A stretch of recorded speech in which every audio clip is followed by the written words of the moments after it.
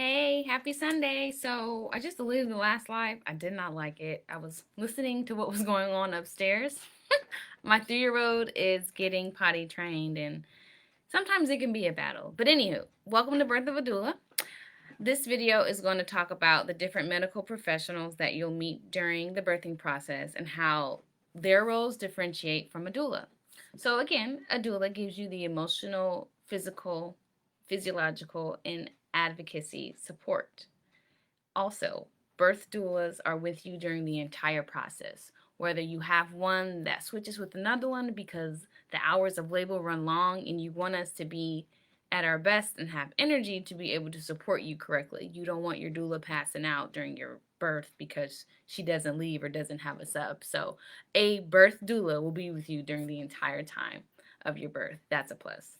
Compared to your nurse and even the doctor, they're not in the room with you in the hospital setting specifically. They come in and out. If anything, the doctors come just in time, from my experience, just to catch the baby, and then they leave. You don't really know them. It's kind of like new. Sometimes you may tense up, but having that stable support of the doula can help alleviate any like that extra stress or just have you focus on a constant, like a focal point. Like your doula can be your focal point with your medical professionals because there can be different people coming in and out of the room depending on what the situation is. Also, with the birth doula, you can have a consultation first to see if you and the birth doula have the same principles, if she practices or does her practice in a way that can benefit you. With doctors, not really. You kind of just show up and they're there. And that can be, good or bad because there are good and bad experiences with everyone. But with a doula, that first interview, it can really set the tone of how things can play out. And I always find that cool.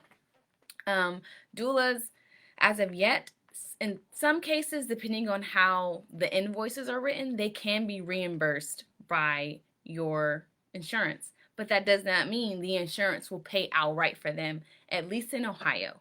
With your doctors and nurses and those bills, most bills are covered under your insurance. So great. But just to differentiate, hey, services aren't free, but there are ways that we can talk. And even with being a doula, there's different forms of payment. You can do a payment over time. You can do a bartering. I know a lot of people that barter, and I'm like, wow, really? I want to barter. I don't really know what I need right now, but it's possible because, again, we want to give our service because it's valuable and it's needed. So we're not going to make it so unattainable and so inexpensive, so expensive that no one can afford it. That's not fair. So another benefit or another difference between the doula and the other birth professionals is that we're really, really here to support your needs and have that time to get to know you.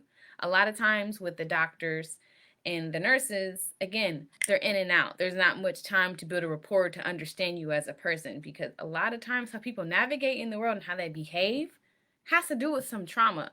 With a doula, we're able to identify, we may not talk about it depending on what the client is comfortable with. We can identify certain things and give you resources right then and there instead of you having to come to us for needing, as a doctor, instead of coming like, hey, I need some help, but I don't know what the help is. As a doula, we can identify that easier. Well, I can with working with you because I have a degree in psychology. I have my degree. I love it. I keep up on certain things and I love studying people. So it's kind of why I did it in the first place. So more information is coming out by the government every day, not every day. More information is being supported, more evidence-based stuff is being put out there and is being, again, supported for doulas, how beneficial we are. Again, there are differences with every role. We cannot prescribe medicine or do medical interventions.